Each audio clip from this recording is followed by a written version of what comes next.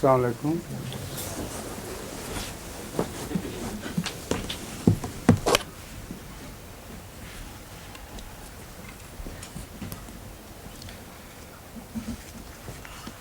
ہم نے تلاوت کہاں تک کی ہے؟ اب آگے سے نئی تلاوت اور نیا ترجمہ. ٹھیک.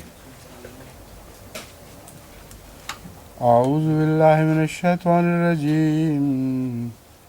بسم اللہ الرحمن الرحیم. قل ادعوا الذین زعمتم من دون اللہ لا يملكون مثقال ذرة في السماوات ولا في الأرض وما لهم فيهما من شرك وما له منهم من ظهير.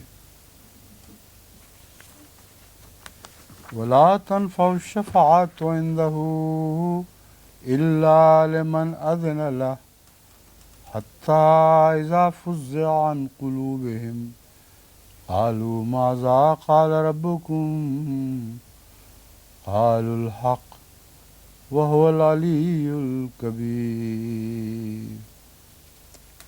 قل من يرزقكم من السماوات والأرض قل الله وإنا وإياكم لعلى هدى وفي ضلال مبين.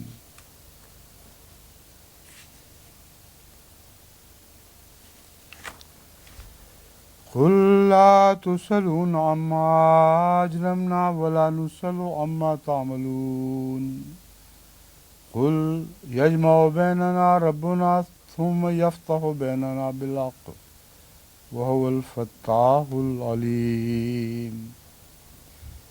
قل أروني الذين ألحقتم به شركاء كلا بل هو الله العزيز الحكيم.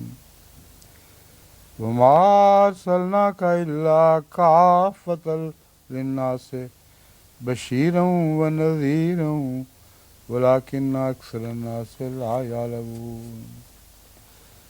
ويقولون متى هذا الوعد إن كنتم صادقين. قل لكم ميعاد يوم لا تستأخرون عنه ساعة ولا تستقدمون.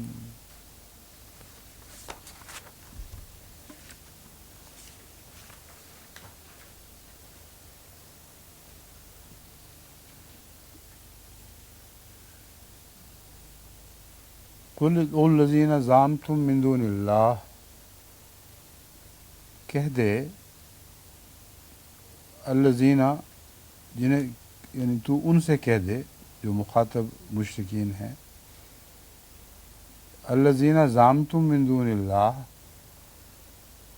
کہ وہ لوگ جن کو اللہ کے سوا تم نے معبود بنا رکھا ہے یا سمجھ رکھا ہے، ادعو، تم ان کو پکارو.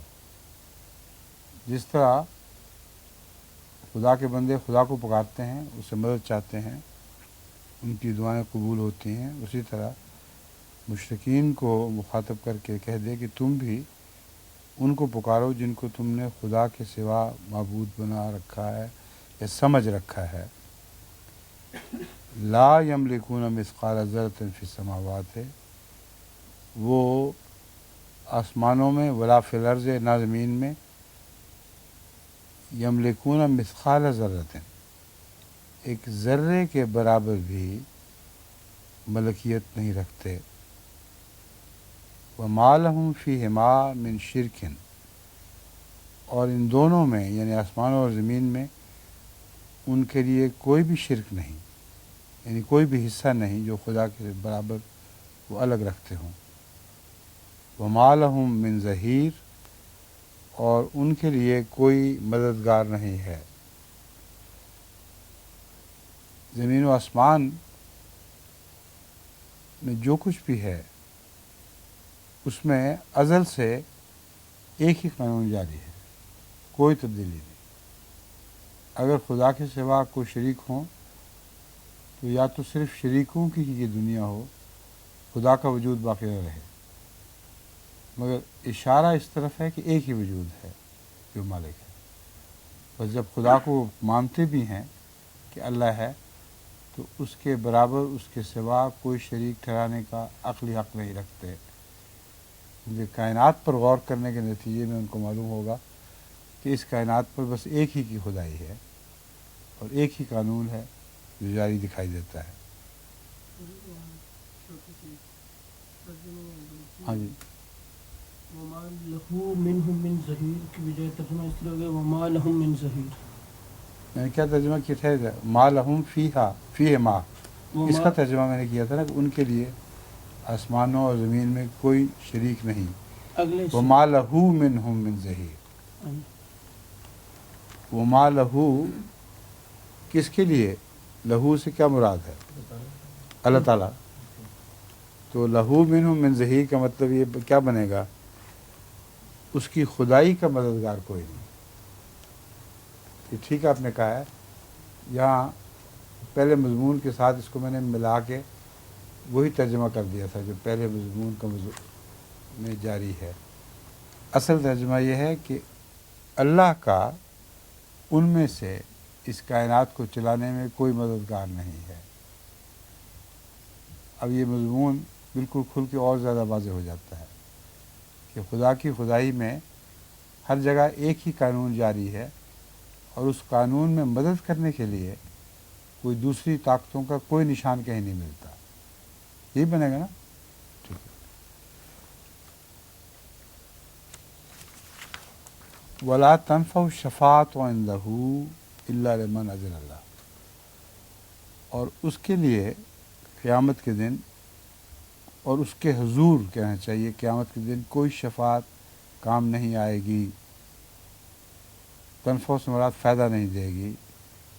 لا تنفع الشفاعۃ تو کوئی شفاعت فائدہ نہیں دے گی عندہ اس کے حضور الا لمن اذن لہ مگر اسی کی جس کو وہ اجازت دے. یہ بھی اس کی واحد ملکیت جس میں کوئی شریک نہیں اس کا ایک نشان ہوگا جو کسی کو شفاعت تک کا حق نہیں ہوگا مگر اسی کو جس کو وہ اجازت دے.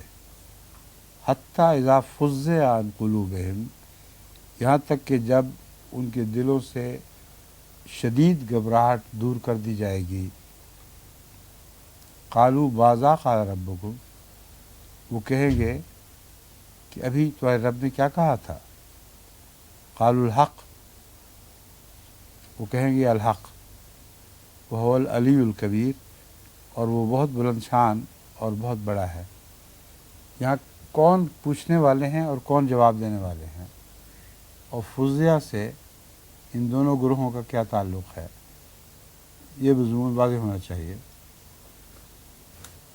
اور واضح ہے تو صحیح مگر بہت سے یہ کلاس دیکھنے والے اور سننے والے ایسے بھی ہیں جو بہت زیادہ عالم نہیں ہیں. ان کے لیے یہ بات شاید ایک مہمہ ہو کہ کس نے پوچھا اور کس نے جواب دیا. کیونکہ کس نے پوچھا اور کس نے جواب دیا.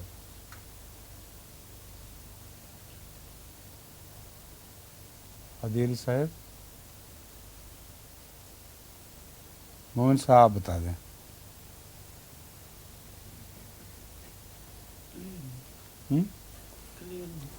اذا فزع عن قلوبہم قالوا ماذا قال ربکم. اس میں ایک ایسا گروہ ہے جن کے دلوں سے گھبراہٹ بعد میں دور کی جائے گی اور ایک ایسا گروہ ہے جو پہلے ہی ہوش میں آ چکے ہوں گے. ان کے متعلق قرآن کریم کی بعض دوسری آیات وضاحت کر رہی ہیں. جو خالص اللہ کے بندے اور انبیاء ہیں ان کے اوپر سے گھبراہٹ بہت پہلے دور کی جائے گی اور جو عامت الناس جن میں اکثر مجرمین شامل ہیں ان سے وہ گھبراہٹ بعد میں دور کی جائے گی. جب ان کو ہوش آ جائے گی تو وہ ان ساتھیوں سے پوچھیں گے جو پہلے ہی ہوش مند ہوں گے ہوش میں آ چکے ہوں گے. وہ کہیں گے کیا کہا ہمارے رب نے. قالوا الحق کہیں گے حق ہی کہا جو کچھ کہا ہے سچ کہا ہے. مطلب ہے तुम पर खुल जाएगा अभी। वह अलीयुल कबीर, और वो बहुत बुलंद शान वाला और बहुत बड़ा है। कुल मन यर्ज़ुकुकुम मिनस समावाति वल अर्द, कह दे, यहाँ लफ्ज़ कुल सवालिया के मानों में है, उनसे पूछ के माने रखता है। कुल मन यर्ज़ुकुकुम मिनस समावाति वल अर्द, तो उनसे पूछ कि आसमानों और ज़मीन में से कौन है जो तुम्हें रिज़्क़ अता करता है। अब यहाँ मुशरिकीन भी अगरचे मांगते देवी देवताओं से हैं, मगर इस हकीकत का इनकार नहीं कर सकते कि जो कानून कुदरत कायनात में एक अटल हाल में पाया जाता है, उसको तब्दील नहीं किया जा सकता। वो कानून है जो रिज़्क़ का ज़रिया बनता है, और चूँकि इससे पहले उस कानून पर उनके अमल दखल की नफ़ी कर दी गई है, इसलिए अब ये पूछा जा रहा है कि बताओ तुम्हें रिज़्क़ कौन देता है। मांगते देवी देवताओं से हो, जबकि ये एक आम कानून है जो हर मुनकिर और हर मानने वाले पर यकसां चल रहा है। अगर देवी देवता सच्चे होते तो फिर जो उनका इनकार करते उनको रिज़्क़ मिलना बंद हो जाना चाहिए था। मगर रिज़्क़ का निज़ाम एक आलमी निज़ाम है, तमाम बनी नौ इंसान से मुतल्लक़ है, हर उस शख्स से ताल्लुक़ रखता है जो कहीं भी किसी भी ज़माने में पैदा हुआ, और इनके देवी देवताओं का कोई दूर कभी तसव्वुर नहीं रखता था। बस निज़ाम रिज़्क़ को हरगिज़ कायनात के खुदा से हटाकर एक महदूद मसनूई खुदा की तरफ मुंतकिल नहीं किया जा सकता, उसे मुंसलिक नहीं किया जा सकता। चुनांचे इसका जवाब ये वो देते हैं कुलिल्लाह, ये जवाब देने पर मजबूर हैं, क्योंकि जहाँ वो गलत जवाब देंगे वहीं पकड़े जाएंगे। जैसा कि मैंने दिए जवाब आपको पहले दे दिया है, इस आयत के अंदर इस्तिदलाल मौजूद है, जिस इस्तिदलाल को समझने से उनका जवाब इसके सिवा हो ही नहीं सकता। कुलिल्लाह, अल्लाह ही है जो रिज़्क़ का आखिरी ज़िम्मेदार है। व इन्ना और याकुम ला अला हुदन और फी ज़लाल मुबीन, यकीन हम या तुम दोनों किसी एक बात पर है, या हदायत पर या खुली खुली गुमराही पर। अब इस सवाल पर जो मौक़िफ़ उन्होंने इख्तियार किया है वो मुवाहिदीन के हक़ में इख्तियार किया है, और ये मौक़िफ़ कि रिज़्क़ पर खुदा के सिवा भी कोई क़ादिर है, इसको खुद अमलन रद्द कर रहे हैं, क्योंकि उनको ज़रूरत नहीं कि ऐसा गलत मौक़िफ़ इख्तियार करें जिसके ख़िलाफ़ सारी कायनात गवाह हो।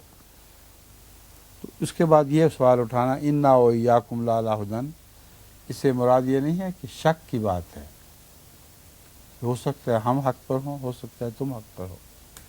इससे सिर्फ ये मुराद है कि अब बात खुल गई है, दो सूरतें अब इकट्ठी नहीं हो सकती, या तुम्हारी दलील दुरुस्त है या हमारी दुरुस्त है, और तुम्हारे खुद इकरार से बात साबित है कि तुम्हारी दलील झूठी है, इसलिए कतई तौर पर मुवाहिदीन ही का अक़ीदा दुरुस्त और उन्हीं की दलील ठीक है। कुल ला तुसलूना अम्मा अजरमना वला नुसलु अम्मा तामलून, तू कह दे ला तुसलूना अम्मा अजरमना, तुमसे नहीं पूछा जाएगा अम्मा अजरमना, उस चीज़ के मुतल्लिक जो हमने जुर्म किए हैं, वला नुसलु अम्मा तामलून, और हमसे नहीं पूछा जाएगा उस बारे में जो तुम अमल करते रहे हो। कुल यजमा बैनना रब्बुना सुम्मा यफ्तह बैनना बिलहक़, तू कह दे कि अल्लाह ताला यानी रब, हमारा रब, यजमा बैनना, हम दोनों को जमा कर देगा, सुम्मा यफ्तह बैनना बिलहक़, फिर उनमें एक तफरीक कर देगा, उनको फाड़ कर अलग अलग कर देगा। اور یہ تفریق حق کے ساتھ ہوگی. وَهُوَ الْفَتَّاحُ الْعَلِيمُ، وہ ایک ایسا الگ الگ کرنے والا ہے جو خوب جانتا ہے کہ کون سا دانہ کس طرف پڑنا چاہیے. جیسے چھاج دانوں کو الگ الگ کرتی ہے یا چھاننے، وہ تو لا علم چیزیں ہیں، ان میں غلطی بھی ہو سکتی ہے، لیکن یہ علیم ہے، اس لیے ایک ایک دانہ سچائی کا الگ کرے گا اور ایک ایک دانہ باطل کا الگ کر کے دکھا دے گا. قل ارونی الذین الحقتم بہ شرکاء کلا، تو کہہ دے کہ مجھے دکھاؤ تو صحیح الذین الحقتم بہ شرکاء کلا، وہ کون ہیں، کہاں ہیں شرکاء جن کو تم نے خدا کے سوا بنا رکھا ہے. الحقتم بہ، اللہ تعالیٰ کے ساتھ ان کا رشتہ باندھ رکھا ہے. یہ بھی ایک قطعی حقیقت ہے کہ تمام مشرکین کسی ایک سپر خدا کے قائل ضرور ہیں جس کے ساتھ وہ اپنے معبودان باطلہ کا کوئی رشتہ جوڑتے ہیں، اور یہ بھی فطرت کی عالمی آواز ہے جو خدا کی وحدانیت کی دلیل ہے. تو دکھاؤ تو صحیح کبھی وہ ہیں کون. کلا بل هو اللہ العزیز الحکیم، خبردار ایسا نہیں، تم کبھی بھی دکھا نہیں سکتے. بل هو اللہ العزیز الحکیم، بلکہ اللہ ہی ہے جو غالب بزرگی والا اور حکمت والا ہے. اب ایک سوال پیدا ہوتا ہے کہ وہ پوچھ سکتے ہیں تم اپنا خدا تو دکھاؤ، وہ پوچھتے بھی ہیں، اس کا کیا جواب ہوا پھر؟ قرآن کریم نے ایک ایسی کمزوری ان کی پکڑی ہے جو بظاہر اپنی بھی ہے، کیونکہ جس ظاہری آنکھ سے وہ اپنے معبودان باطلہ کو نہیں دکھا سکتے، اسی ظاہری آنکھ سے خدا کا دعویٰ کرنے والے خدا کو بھی نہیں دکھا سکتے. تو پھر یہ دلیل کیوں بنی؟ اس میں کون سا مضبوط استدلال ہے جو اس اعتراض کو وارد نہیں ہونے دے گا؟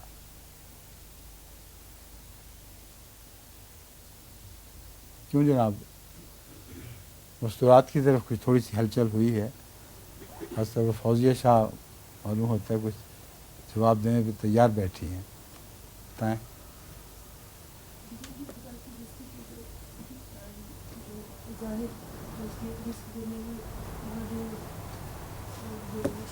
آپ کو آواز نہیں آ رہی؟ کسی کو آ رہی ہے؟ ہاں سر، مردوں تک نہیں آواز پہنچی.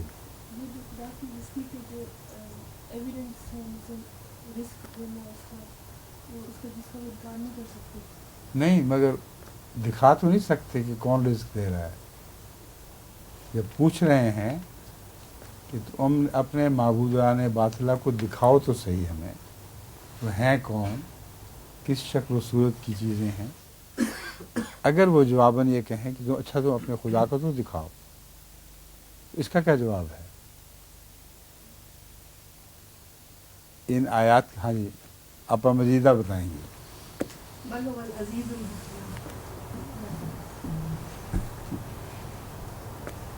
اس کا جواب پہلے گزر چکا ہے. اللہ کی ہستی تو ڈیبیٹیبل ہے ہی نہیں، وہ اس کو نہ دیکھنے کے باوجود مانتے ہیں. جس ہستی کو وہ خود مان رہے ہیں وہ تو مابین نزاع ہی نہ رہی. جس کو دونوں فریق الگ الگ عقیدہ رکھتے ہیں جس کے متعلق، ان میں سے ایک فریق کا حق ہے وہ پوچھے کہ ان کے دلائل دکھاؤ جو کائنات میں ہیں، جیسا کہ پہلے دلائل بیان کیے گئے اور ان کو رد کر دیا گیا. اس لیے دلائل دکھانے سے تو واری ہو گئے.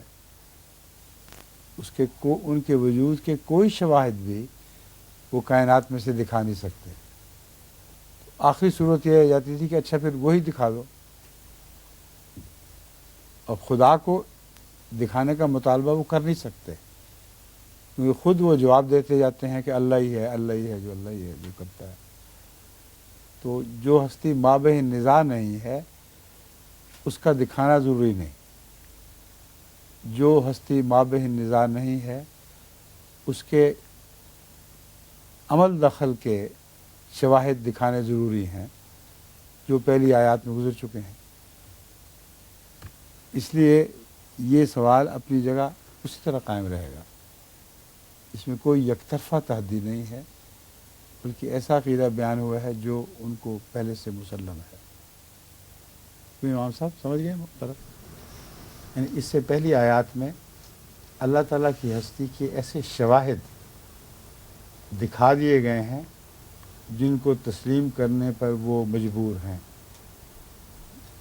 اس لیے دکھانے کی وہ صورت جو کائنات میں نظر آئے وہ اللہ تعالیٰ کی رزق کی کائنات جو بھی ہے اس میں وہ ثابت کر رہی ہے کہ صرف اللہ ہی ہے جو یہ کر رہا ہے، اور اس بات کو وہ مانتے ہیں.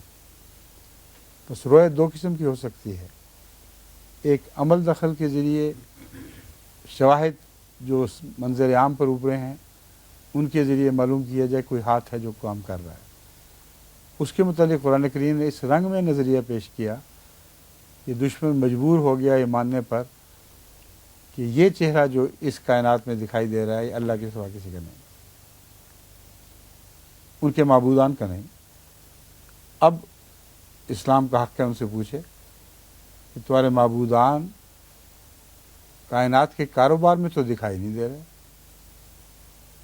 انڈائریکٹلی ان کو دیکھا نہیں جا سکتا. تو ایک ہی صورت ہے کہ ہم ایمان لانے کی ڈائریکٹلی دکھا دیا جائے، ان کی شکلیں تو نظر آئیں وہ ہیں کون چیزیں، مگر جس خدا کے کائنات میں عمل دخل کے ذریعے اس کا چہرہ نمایاں ہے اور تم تسلیم کر رہے ہو کہ اللہ ہے، وہ مابہ نزاع نہیں ہے. اس کو دکھانے کا کوئی سوال ہی پیدا نہیں ہوتا. سمجھ گئے؟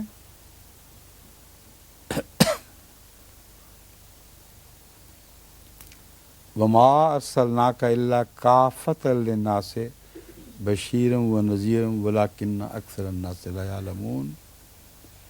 اور ہم نے تجھے نہیں بھیجا مگر تمام انسانوں کے لیے برابر، بشیرا ونذیرا، خوشخبریاں دینے والا اور ڈرانے والا، ولیکن اکثر الناس لا یعلمون، لیکن لوگوں میں سے اکثر نہیں جانتے.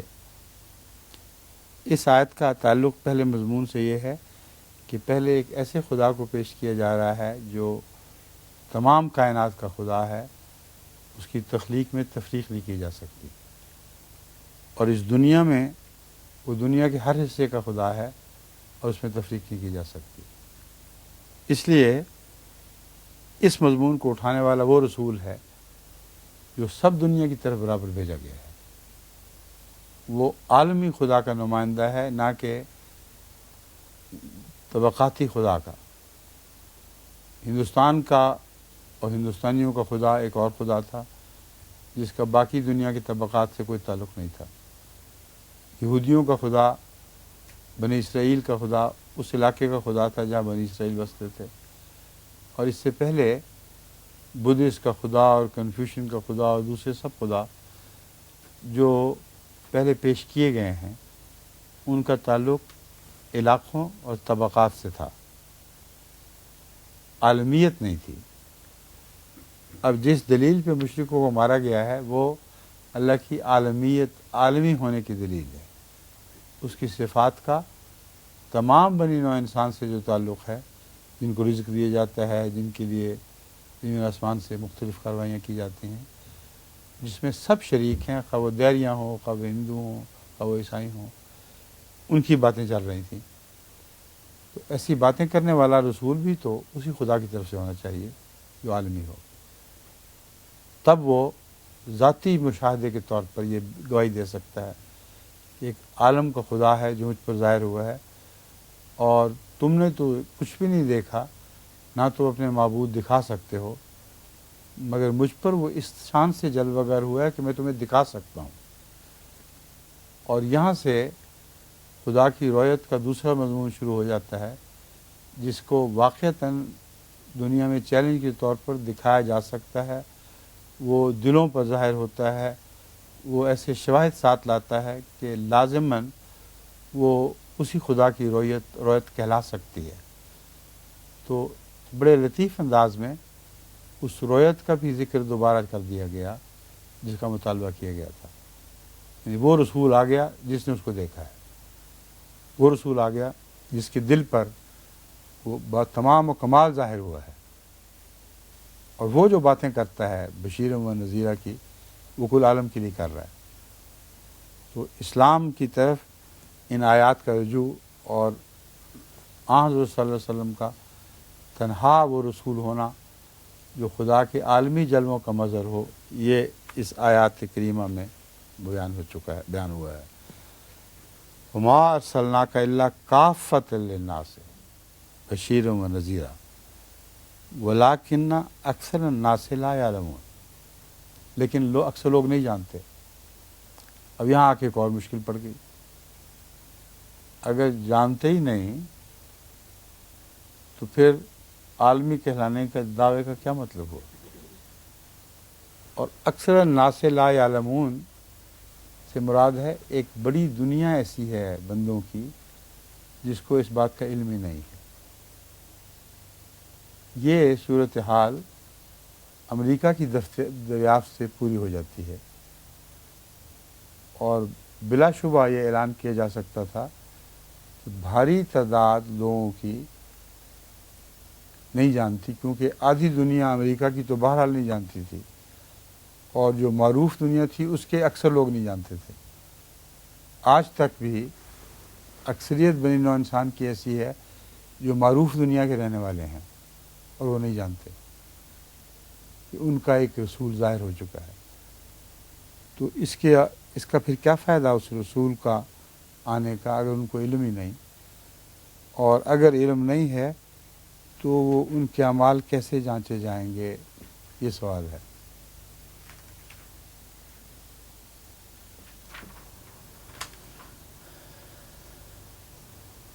ایک تو اس سے اللہ تعالیٰ کی جو شان حلیمی اور اکرام ہے وہ ظاہر ہو رہی ہے. حقیقت ہی رہتی ہے، خواہ اس حقیقت کا کسی کو علم ہو یا نہ ہو. اور اللہ اس بات سے بہت بلند ہے جو وہ شرک کرتے ہیں.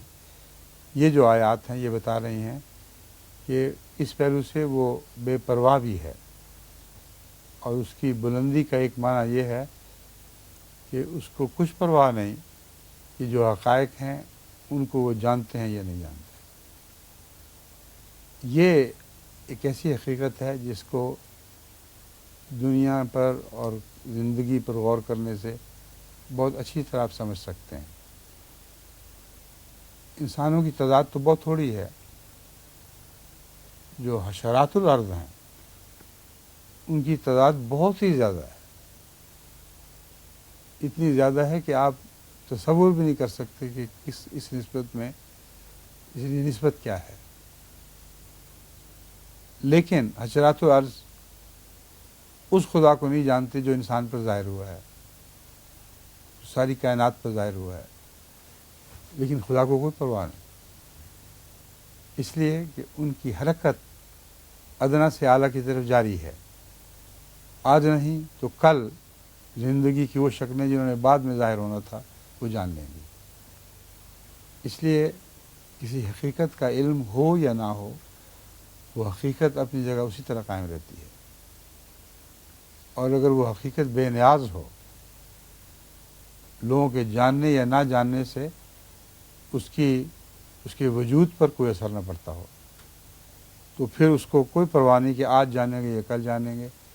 جو اسپیس کا بھی بادشاہ ہے اور وقت کا بھی بادشاہ ہے، اس کے لیے کوئی جلدی ہے ہی نہیں. تو اگر رسول اللہ صلی اللہ علیہ وسلم کو دنیا کی اکثریت نہیں جانتی تو ان کی محرومی ہے. رسول اللہ صلی اللہ علیہ وسلم کے عالمی ہونے پر اس کا کوئی اثر نہیں پڑتا. وہ عالمی اپنے دین کی وجہ سے ہے، وہ عالمی اپنے پیغام کی وجہ سے ہے. اس کے سوا کسی اور کا پیغام عالمی کہلا ہی نہیں سکتا. یہ جواب ہے اصلی اس کا. اس پر آپ غور کریں تو آپ حیران ہوں گے کہ اسلام کے سوا دنیا کی کسی مذہب کو عالمی ایڈریس کی بھی مجال نہیں ہے. کل عالم کو مخاطب کر کے اپنی طرف بلائے، اس میں صلاحیت ہی نہیں ہے. عیسائیت بلا سکتی ہے؟ جو جس عیسیٰ پر وہ ایمان لاتے ہیں اس سے پہلے کی ساری دنیا کٹ گئی، اور جس عیسیٰ پر وہ ایمان لاتے ہیں وہ بنی اسرائیل کا عیسیٰ ہے، اور اس کی حیثیت خدا کے بیٹا ہونے کی جو بیان کی جاتی ہے اس کو ساری دنیا کی عالمی عقل تسلیم کر ہی نہیں سکتی۔ اس لیے یہ دعویٰ کہ اے بنی نوع انسان میں تم سب کی طرف رسول بنا کر بھیجا گیا ہوں، یہ اپنے اندر دلیل رکھ رہا ہے آن حضرت صلی اللہ علیہ وسلم کے سوا دنیا کے کسی نبی کو اپنے پیغام کے لحاظ سے یہ ثابت کرنے کی توفیق ہی نہیں ہے کہ وہ کل عالم کا نبی ہے۔ اس لیے لا یعلمون سے ان کی محرومی ہے، بے وقوف ہیں، ان کو اگر پتہ نہیں اس بات کا تو نقصان میں پڑے ہوئے ہیں۔ لیکن اسلام کی نوعیت ایسی ہے کہ اگر اس پر وہ غور کرتے تو ان کو اس نقصان میں پڑنے کی ضرورت نہیں تھی، لازماً اسلام کی سچائی از خود ثابت ہو سکتی تھی۔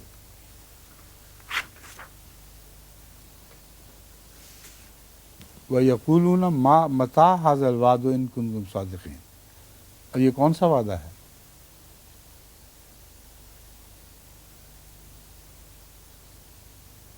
جی، اور قیامت کا بھی، پہلے وہ بھی وعدہ گزر چکا ہے۔ یہ دونوں وعدے گزرے ہیں اور دونوں اس شافع معاشر سے تعلق رکھتے ہیں جس کو اجازت دی جائے گی۔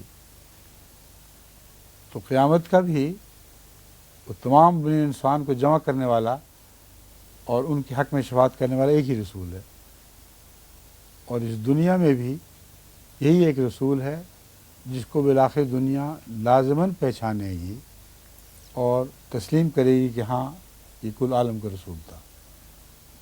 یہ دو باتیں وہ ہیں جن کے متعلق وہ ظاہراً سمجھتے ہوں یا نہ سمجھتے ہوں، مگر کم سے کم قیامت کے معاملے میں وہ ضرور سمجھتے تھے۔ یعنی جو مخالفین تھے، یہاں میں یہ نہیں کہہ رہا کہ ان کو وہ جب یہ پوچھتے ہیں متیٰ ھذا الوعد، تو معین طور پر ان کے ذہن میں اسلام کا عالمی ہونے کا وعدہ پورا ہونے کی طرف اشارہ ہے۔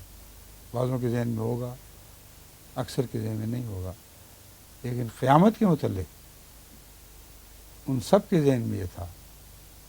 تم جو کہتے ہو کہ بنی نوع انسان اکٹھے کیے جائیں گے اور ایک شافع معاشر ہوگا، یہ وعدہ کب ہوگا؟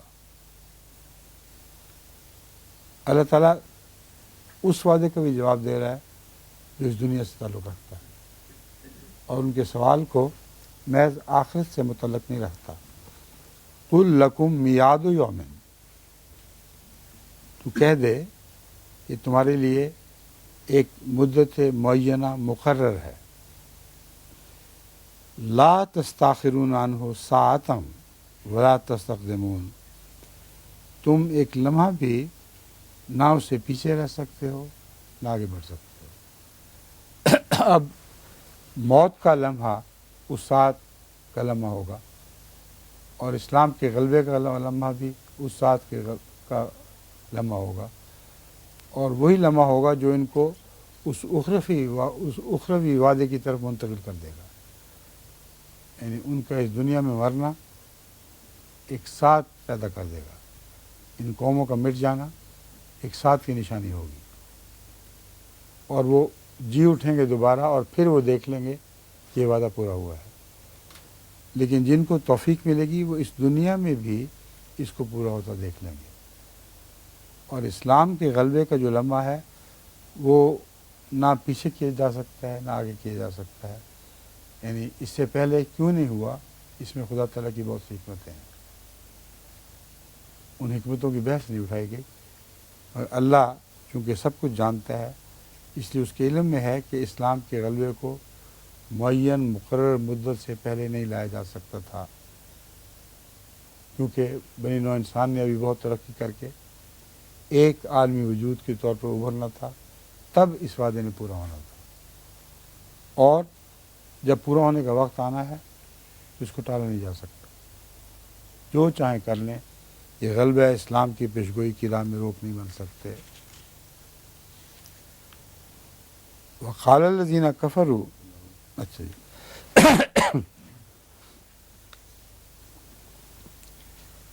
اعوذ باللہ من الشیطان الرجیم، بسم اللہ الرحمن الرحیم، وقال الذین کفروا لن نؤمن بهذا القرآن ولا بالذی بین یدیہ ولو تری اذ الظالمون موقوفون عند ربهم یرجع بعضهم إلی بعض القول یقول الذین استضعفوا للذین استکبروا لولا انتم لکنا مؤمنین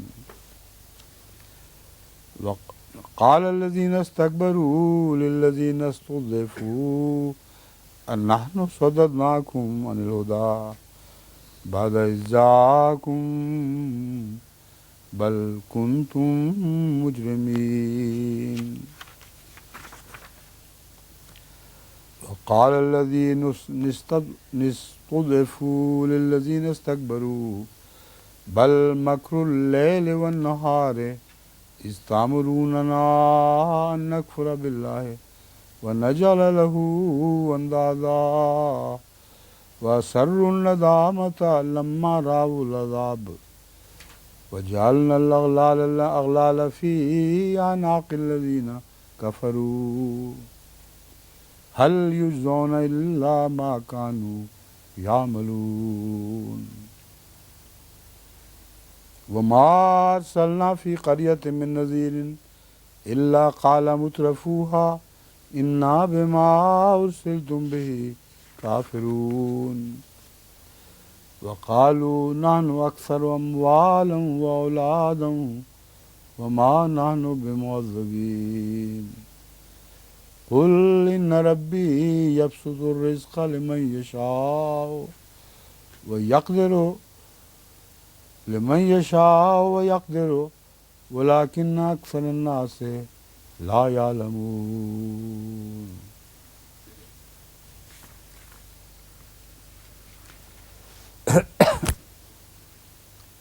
وہ لوگ جنہوں نے کفر کیا وہ کہیں گے لن نؤمن بہذا القرآن ولا بالذی بین یدیہ، ہم ہرگز اس قرآن پر ایمان نہیں لائیں گے.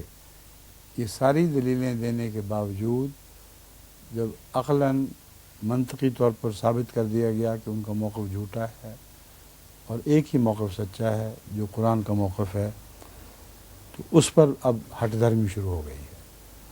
اور یہی ہمیشہ ان قوموں کا حال ہوتا ہے جن کی طرف پیغام بھیجا جاتا ہے. لن نؤمن بہذا القرآن، انہوں نے کہا ہم ہرگز اس قرآن پر ایمان نہیں لائیں گے. ولا بالذی بین یدیہ، نہ ان باتوں پر ایمان لائیں گے جن کی یہ پیشگوئیاں کر رہا ہے. بین یدیہ سے مراد وہ قرآن کی پیشگوئیاں ہیں جو آئندہ سے تعلق رکھتی ہیں، جن کا وہ پہلے سے ہی انکار کر رہے ہیں. وَلَوْ تَرَىٰ إِذِ الظَّالِمُونَ مَوْقُوفُونَ عِندَ رَبِّهِمْ، اگر تو دیکھ سکتا، کاش تو دیکھ سکتا، اِذِ الظَّالِمُونَ، جب یہ ظلم کرنے والے موقوفٌ عند ربہم، اپنے رب کے حضور کھڑے ہوں گے، ٹھہرائے جائیں گے. یرجع بعضهم الی بعض القول، ان میں سے بعض کی طرف اپنا منشا، اپنا معافی الضمیر بھیجیں گے، ادا کریں گے، بول کر یا جیسے بھی وہ ہونا ہے. بعض جو ان کے دل پہ گزر رہی ہے اس کا ذکر اپنے ساتھیوں سے، دوسروں سے کریں گے. وہ کیا باتیں ہوں گی جو ان کے دلوں میں گزر رہی ہوں گی؟ یقول الذین استضعفوا للذین استکبروا، وہ لوگ جن کو زمین میں کمزور سمجھا گیا تھا یا کمزور بنا دیا گیا تھا، کمزور ٹھہرائے گئے تھے، وہ کہیں گے للذین استکبروا، ان لوگوں سے جنہوں نے تکبر اختیار کیا، لولا انتم لکنا مومنین، اگر تم نہ ہوتے تو ہم نے ضرور مومن ہو جانا تھا. یہ ایک حقیقت حال بھی نظر آتی ہے. الناس علی دین ملوکہم، لوگ اکثر اپنے ملوک کے دین پر چلتے ہیں۔ اس کا ذکر میں نے پہلے حضرت سلیمان والے واقعہ میں بھی کر دیا ہے۔ تو ان معنوں میں تو ٹھیک ہے کہ کمزور لوگ اکثر اپنے بڑے لوگوں کے پیچھے چلتے ہیں، لیکن یہ پوری کہانی نہیں ہے۔ پوری کہانی یہ ہے کہ پہلے ان پر وہ دین ٹھونسا جاتا ہے جو باطل دین ہے، ان لوگوں کے ذریعے جو باطل دین کے علمبردار ہوتے ہیں، یعنی مہنت اور پنڈت، یہ سارے لوگ۔ اور امر واقعہ یہ ہے کہ وہ لوگ جو تکبر اختیار کرتے ہیں وہ پہلے ان سے مروب ہو کر ان کے دین کے پیچھے چلتے ہیں، اور پھر دین ملائک جو دراصل اس وقت کے مولانوں کا دین ہوتا ہے، وہ قوم کا دین بن جایا کرتا ہے۔ یہ ایک ایسی حقیقت ہے جس میں کوئی تبدیلی نہیں، آج بھی یہی ہو رہا ہے۔ دین ملا پہلے ملوک کا دین بنتا ہے یا بن چکا ہے، پھر وہ اس دین ملا کی حفاظت کرتے ہیں، اور عوام الناس دراصل براہ راست ملا کے پیچھے نہیں پڑتے بلکہ دین ملائک اختیار کرتے ہیں۔ دین ملوک، ہاں، دین ملائک کے فرشتے ہوئے بن گئے تھے، دین ملوک یعنی بادشاہوں کا دین اختیار کرتے ہیں۔ اس کا ثبوت یہ ہے کہ جب ووٹ دینے کا وقت آتا ہے تو ملا کو نہیں دیتے، بادشاہ کو دیتے ہیں۔ ان کا دین ملا کے پیچھے چلنے کی وجہ یہ ہے کہ حکومت ان کے پیچھے چلتی ہے اور ان کی معاونت کرتی ہے، اس لیے ان کے پاس اس کے سوا چارہ کوئی نہیں کہ وہ وقت کے بادشاہوں کے دین کو اختیار کریں، اور اس دین میں ملا کے دین کا عمل دخل از خود ہو جاتا ہے، کیونکہ ان بیچاروں کا دین ہوتا ہی کوئی نہیں۔ جو وقت کے بادشاہ ہیں، کبھی ان کا بھی کوئی دین ہوا ہے؟ ان کا نہ دین نہ ایمان، صرف سیاست ان کا دین ہوتا ہے۔ تو دین کا اشتباہ جو پڑتا ہے وہ ملا کے دین کی وجہ سے پڑتا ہے۔ یہ چکر ہے جس کو خلاصتاً اس آیت میں بیان کر دیا، کیونکہ اس تکبرو میں ملائیت اور ملکیت کو الگ الگ کر کے نہیں بتایا، بلکہ دونوں ہی متکبر ہوتے ہیں۔ بس متکبر لوگ ان چھوٹے لوگوں کو گمراہ کر دیا کرتے ہیں، اس لیے ان دونوں کو دراصل یہ مخاطب ہے یہاں۔ لولا انتم لکننا مومنین، اگر تم بدبخت لوگ نہ ہوتے تو ہم نے ضرور مومن ہو جانا تھا، اس میں کوئی شک نہیں، ہو سکتے تھے۔ لیکن یہ غلطی کہ احمقانہ باتوں کے پیچھے چل پڑے جبکہ وہ باتیں رد کرنے کے لائق تھیں، اس میں وہ خود بھی ذمہ دار ہیں۔ چنانچہ اس وقت قیامت کے دن متکبروں کو اتنی ہوش آ چکی ہوگی کہ یہ بات سمجھ چکے ہوں، وہ کہیں گے قال الذین تکبروا للذین استضعفوا، وہ یہ کہیں گے ان لوگوں کو جو کمزور تھے یا کمزور سمجھے گئے، کیا ہم نے تمہیں روکا تھا عن الہدی، ہدایت سے، جب وہ تمہارے پاس آئی، اذ جاءکم بل کنتم مجرمین، بلکہ تم خود اپنے طرز عمل میں مجرم تھے۔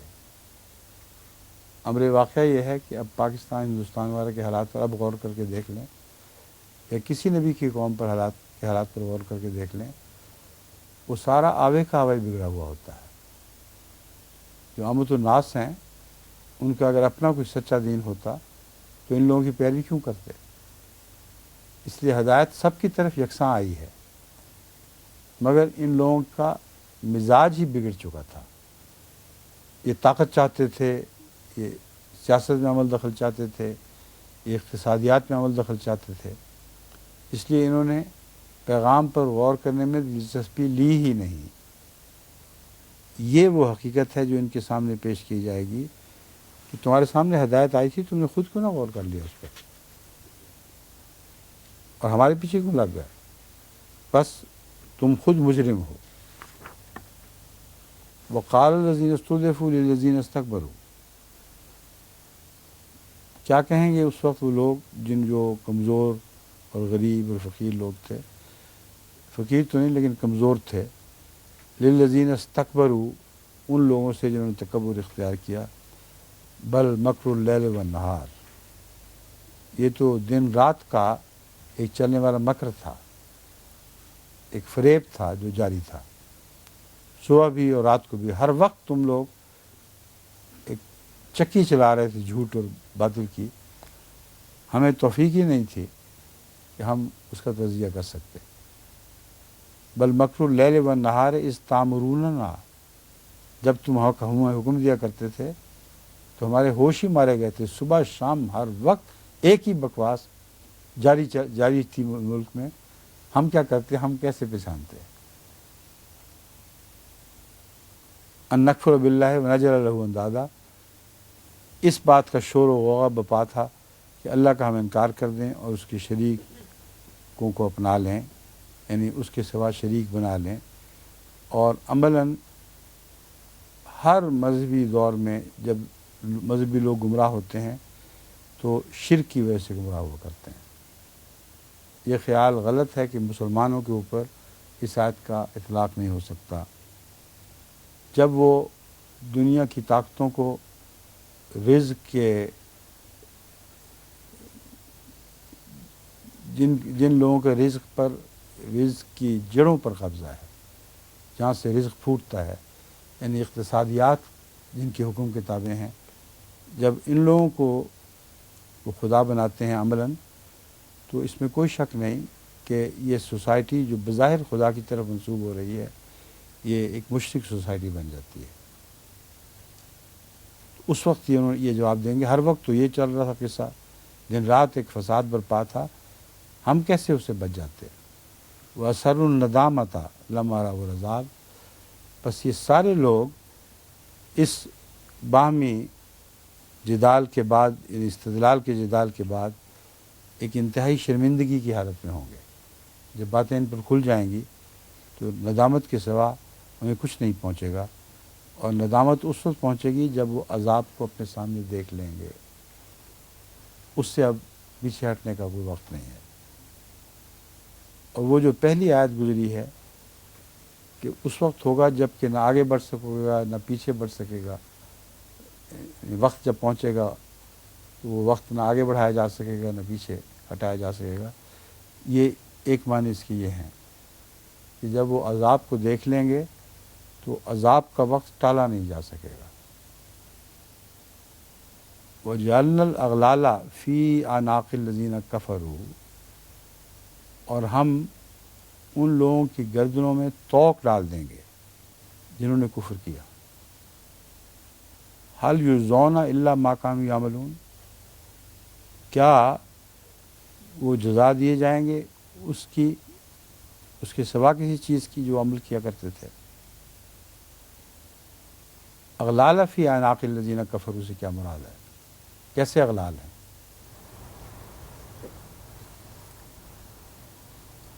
دنیا میں دین کو دنیا کو دین پر مقدم کرنا، یہ انہوں نے اپنے لیے اختیار کر لیا تھا۔ یہی چیز ان کی گردنوں کا طوق بنے گی قیامت کے دن۔ هل یجزون الا ما كانوا یعملون، کیا وہ جزا دیے جائیں گے اس کے سوا بھی کسی چیز کی جو عمل وہ کیا کرتے تھے؟ وما ارسلنا فی قریۃ من نذیر الا قال مترفوها انا بما ارسلتم به کافرون۔ وما ارسلنا فی قریۃ، ہم نے کسی بستی میں بھی کوئی رسول نہیں بھیجا، یعنی کوئی نہیں بھیجا نذیر ڈرانے والا، الا قال مترفوها، مگر اس کے آسائش میں بسنے والے لوگ، خوشحال لوگوں نے یہ کہا इन्ना बिमा उरसिलतुम बिही काफिरून, हम यकीनन उस चीज़ का इनकार कर रहे हैं जो तुम लेके आए हो, जो तुम्हारी तरफ भेजी गई है। फ़क़ालू नहनु अक्सर अम्वालन व औलादन, और वो कहेंगे हम औलाद के लिहाज से भी तुम बहुत ज़्यादा हैं, अम्वाल के लिहाज से भी बहुत ज़्यादा हैं, और औलाद के लिहाज से भी बहुत ज़्यादा हैं। यानी हमें अददी अक्सरियत भी हासिल है और अम्वाल पर भी हमारा कब्ज़ा है। अददी अक्सरियत अमूमन सियासी गलबे की तरफ इशारा करती है और माल की अक्सरियत इक़्तिसादी गलबे की तरफ इशारा करती है। वो कहेंगे ये दोनों गलबे तो हमें हासिल हैं, इस गलबे के बावजूद, इस गलबे की वजह से वमा नहनु बिमुअज़्ज़बीन, हम अज़ाब नहीं दिए जाएंगे। इसलिए कि दुनिया में उन्होंने यही देखा कि जिनको अम्वाल का गलबा नसीब हो या जिनको अददी गलबा नसीब हो, उनको अज़ाब नहीं दिया जा करता, अज़ाब कमज़ोरों को ही दिया जाता है। बड़ी ज़बरदस्त दलील कायम की है। मगर कुल इन्ना रब्बी यबसुतु रिज़्क़ लिमन यशाअ व यक़दिर, इनको ये नहीं पता कि रिज़्क़ की डोरें अल्लाह के हाथ में हैं। वो जिसका चाहे उसका रिज़्क़ फैला भी देता है और जिसका चाहे उसका रिज़्क़ तंग भी कर देता है। इसलिए ये कोई दायमी यकीनी हालत नहीं है जो तुम पेश कर रहे हो, ये आर्जी एक गलबा है जिसको तुम जानते हो कि दुनिया में ये गलबा हाथ बदलता रहता है। बस वो वादा जो इस्लाम के गलबे का वादा था वो एक नस्ल के लिए नहीं था कि लाजमन एक ही नस्ल में अददी अक्सरियत अददी अक़लियत में तब्दील हो जाए या अम्वाल की फरावानी अम्वाल की तंगी में तब्दील हो जाए। ये एक ऐसा वादा है जिसने लाजमन पूरा होना है और इसके ख़िलाफ़ ये दलील नहीं दी जा सकती कि इस वक्त हमें ये गलबा हासिल है। कि अल्लाह फरमा रहा है कि हाथ बदलते रहते हैं और वो लोग जो गलबे की वजह से दूसरों की ताज़ीब किया करते थे, उनको अज़ाब दिया करते थे। एक ऐसा ज़माना भी आया जबकि गलबे ने रुख बदल लिया और जो कमज़ोर थे वो गालिब आ गए, जो गरीब थे वो मालदार हो गए, और वो लोग जो अपनी दुनियावी बर्तरी की वजह से इनको अज़ाब पहुँचाया करते थे, खुद वो मुअज़्ज़ब बन गए मुअज़्ज़बीन की बजाय। ये सूरत हाल ईसाई तारीख़ पर गौर करने से बिल्कुल खुल जाती है, एक ज़र्रा भी शक नहीं रहता। हज़रत ईसा अलैहिस्सलाम के ज़माने में भी यही बात सच्ची थी। तुम मुकाबले पर अददी अक्सरियत की बातें कर रहे हो, माली गलबे की, सियासी गलबे की, लेकिन ईसा के मानने वालों को मुतल्लिक़ कहा जाए उनके पास कुछ भी नहीं था। और इसी वजह से यहूदी इनको अज़ाब में मुब्तला रखते थे। लेकिन जब अल्लाह ताला ने दिन बदल दिए तो यही लोग थे जिन्होंने बाद में अम्वाल पर भी कब्ज़े कर लिए और सियासतों पर भी कब्ज़े कर लिए। और सारी तारीख़ जो हज़रत ईसा से लेकर अब तक की है तारीख़ गवाह है कि जब भी ईसाइयों को गलबा नसीब हुआ माली और सियासी, इन्होंने वक्तन फ़वक्तन उन लोगों की ताज़ीब की है जो इनको अज़ाब दिया करते थे। तो ये दावा कैसे सच्चा हो गया? वमा नहनु बिमुअज़्ज़बीन। इतराज़ करने वाले जो दुश्मन हैं या वो ईसाई हैं या यहूदी हैं और उन्हीं की अपनी तारीख़ उनको बता रही है। और यही हाल मुशरिकों की तारीख़ का है अगर गहराई की नज़र से उसको देखो। कुल इन्ना रब्बी यबसुतु रिज़्क़ लिमन यशाअ, इसमें खुशखबरी है मुसलमानों के रिज़्क़ के फैलाए जाने की। व यक़दिरु, اور وہ تنگ بھی کر دیتا ہے، یعنی اہل عرب یا اسلام کے اس وقت کے مخالفین جو دعویٰ کرتے تھے وما نحن بمعذبین، ان کے رزق کی تنگی مقدر ہو چکی تھی، لیکن اکثر الناس لا یعلمون، وہی لا یعلمون جو پہلے گزرا ہے اسی کی تکرار ہے۔ لا یعلمون کا ایک اطلاق وقت پر ہوتا ہے، ایک وقت میں ساری دنیا پر ہو سکتا ہے، اور لا یعلمون کا ایک اطلاق وقت پر ان معنوں میں ہو سکتا ہے کہ ایک وقت کا علم اگلے وقت کا علم نہیں رہتا۔ اس لا یعلمون سے مراد ایک یہ بھی تھی جس کی طرف پہلے اشارہ کیا گیا تھا، اب یہاں کھول دی گئی یہ بات کہ تم محمد رسول اللہ کو اس لیے نہیں جانتے کہ ابھی وقت نہیں ہے اس کے غلبے کا، جب اس کے غلبے کا وقت آئے گا تو تم جان لو گے کہ یہ بات سچی ہے۔ جب اگلا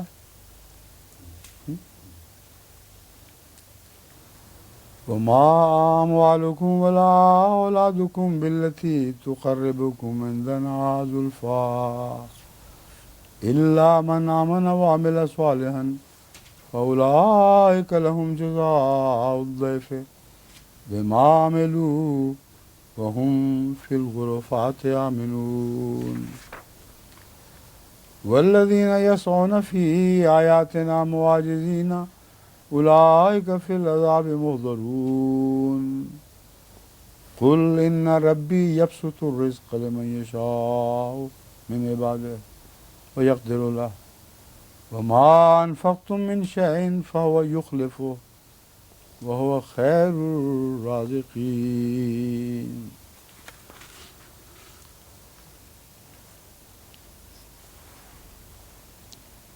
وما اموالکم ولا اولادکم، ابھی انہوں نے اموال اور اولاد کی اکثریت کا اور اس کی وجہ سے تقویت کا دعویٰ کیا تھا۔ تو ان سے کہہ دے کہ تمہارے اموال اور اولاد کی زیادتی کوئی ایسی بات تو نہیں جو ہمارے نزدیک تمہارے مرتبے کو بڑھا سکے۔ ہم سے قرب کا دعویٰ تم اپنے اموال اور اولاد کی کثرت کی وجہ سے نہیں کر سکتے، کیونکہ تمام مذہبی تاریخ اس کے خلاف گواہ ہے کہ اکثر خدا کے قریب ترین وہ لوگ تھے کہ جو نہ اموال پہ قابض تھے، نہ عددی لحاظ سے ان کو برتری حاصل تھی۔ الا من آمن وعمل صالحا، اگر ہمارے قرب میں کسی چیز نے ان کو بڑھایا تو الا من آمنا صرف وہی قرب میں آگے بڑھا ہے جو ایمان لایا، وعمل الصالحات، یا انہی لوگوں کے اموال اور اولاد نے ان کو قرب الہی عطا کیا جو ایمان لاتے تھے اور نیک اعمال بجا لائے، یعنی جن کی اولادیں، جن کی قومی برتری اکثریت اور جن کے اموال ایمان کی وجہ سے اللہ کی راہ میں خرچ ہوئے، اس وقت یہ قوت بن گئی۔ جو خدا کے خلاف خرچ ہونے والے اموال اور اعداد ہیں ان کی اللہ کے نزدیک کوئی بھی حیثیت نہیں، اس لیے اس وقت جب کہ اب تم میں عددی غلبہ حاصل ہے، اب بھی تم ہم سے بہتر نہیں ہو۔ پہلے ایک دلیل تھی مستقبل کے لیے، اس وقت نے پتہ نہیں کب آنا تھا جب ان کو علم ہو جاتا، مگر یہ ایک ایسا استدلال ہے جس کا اس وقت سے تعلق ہے جب وہ دعویٰ کر رہے ہیں، اور گزشتہ تاریخ اس پر گواہ بیٹھی ہوئی ہے۔ تم خود جانتے ہو کہ دنیا میں کبھی بھی کوئی مذہب ایسا نہیں آیا جس کو آغاز میں عددی برتری حاصل ہو، اور تم خود جانتے ہو کہ وہ بہت زیادہ خدا کے قریب تھے تم جیسے لوگوں سے۔ اب جو مخاطبین ہیں ان کے آباء و اجداد کی مثال بھی ان کے سامنے ہے، وہ خود مانتے ہیں کہ وہ اللہ کے زیادہ قریب تھے، حالانکہ ان کو عددی برتری حاصل نہیں تھی، ان کو ہے اور یہ قریب نہیں ہے۔ مشرکین مکہ یا مشرکین عرب میں سے بھی کوئی ایسا نہیں تھا جو ابراہیم علیہ السلام اور ان کے بیٹے اسماعیل پر जिनको हरगिज़ अददी बरतरी हासिल नहीं थी या माली बरतरी हासिल नहीं थी, उन पर अपने आप को फजीलत देते और कहते हम अल्लाह के ज़्यादा करीब हैं। ये एक ऐसी दलील है जिसने उनके मुंह तोड़ दिए, मुंह बंद कर दिए। आज तुम दावा करते हो, कल की बात तुम कहते हो, पता नहीं कब होती है, होती भी है कि नहीं, मगर ये बात पहले भी गुजर चुकी है और आज तुम पर इतलाक़ पा रही है। इसलिए तुम्हें तस्लीम करना पड़ेगा कि जब तक ये चीज़ें अल्लाह की राह में खर्च ना हों, उस वक्त तक इनको खुदा के कुर्ब दिलाने पर कोई भी ताकत हासिल नहीं। हाँ, जब ईमान लाने वाले, नेक अमाल को जाने वालों खुदा पर ईमान रखते हों, तो उनके अमवाल और उनकी औलादें चूँकि अल्लाह की राह में खर्च होते हैं, इसलिए उनके लिए ज़ुल्फ़ा की खुशखबरी देते हैं, अल्लाह के करीब उनका एक मकाम बना देते हैं। फ़उलाइक लहुम जज़ाउ ज़ैफ़, यही वो लोग हैं जिनके लिए दोहरा अजर है, बेमा अमिलू, जो उन्होंने अमल किए, वहुम फिल गुरफ़ात आमिनून, और वो बाला खानों में अमन की हालत में होंगे। अब बाकी कल एक ही आयत है, जो आइंदा जब भी होगा।